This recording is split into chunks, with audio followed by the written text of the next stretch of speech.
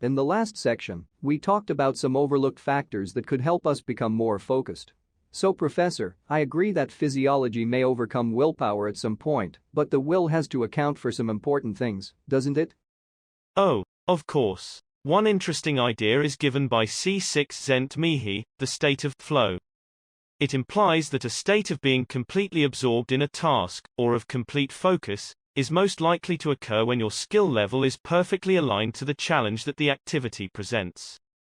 So, a runner might experience flow during a marathon that he or she is well prepared for, or a chess player might reach this state during a game that presents the perfect challenge. In other words, gaining practice, experience, and expertise in an activity will make it more likely that you will achieve flow in the future.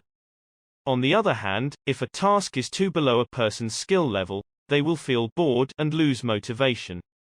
This is the reason organizations do not hire people who are overqualified for a job. If the task is too difficult, it might seem too daunting, or a person might have to stop to learn more each time they encounter something new, leading to a loss of focus. That is an amazing fact. Speaking of workplace behavior, we've already discussed that lack of focus can lead to lower levels of output, lower efficiency, and even missed deadlines.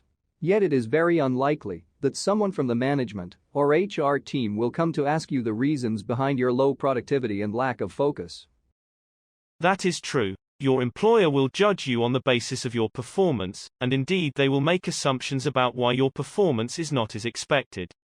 When somebody is not able to meet their deadlines, they may come across as a lazy and uninterested employee.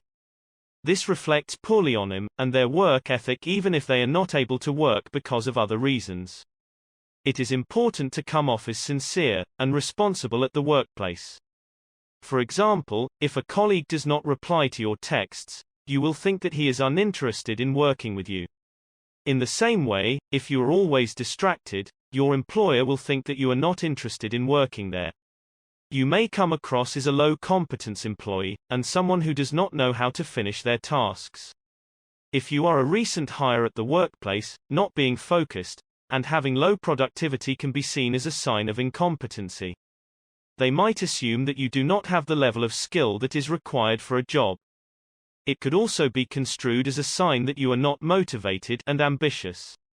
This can be particularly harmful to your career trajectory, which might result in you not getting promotions because your employer thinks that you are not motivated to work in your current role.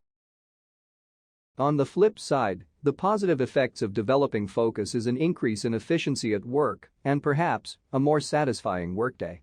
Yes, and this is accompanied by an increase in optimism. Completing goals gives us satisfaction.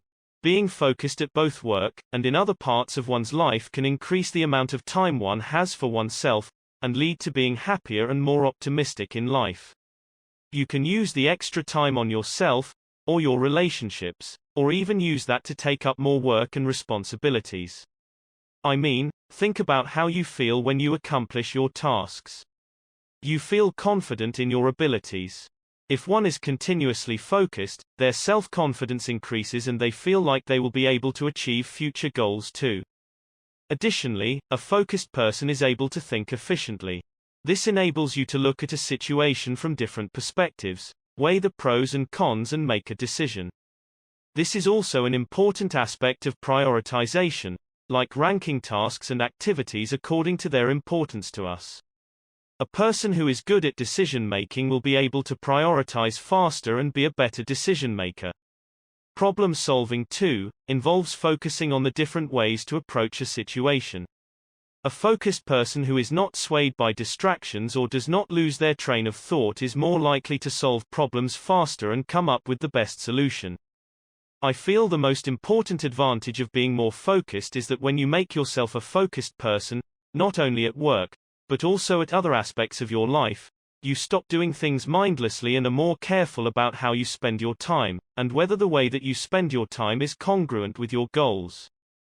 So, please allow me to summarize this for the audience. We talked about the state of flow, which is when you find yourself absorbed in the task because the skill level required for that task aligns perfectly. Being less than focused at work could be a sign to the HR that you aren't ambitious, less competent, or uninterested in the work you have been assigned. Nicely put. In the next section, we will be shedding some light on metacognition, which basically is thinking about thinking. Of course. Thank you, Professor. Before we move on to the next section, as always, we have the invigilator ready with her set of questions. Glad to see that you have made it this far already. The question for this particular section is as follows.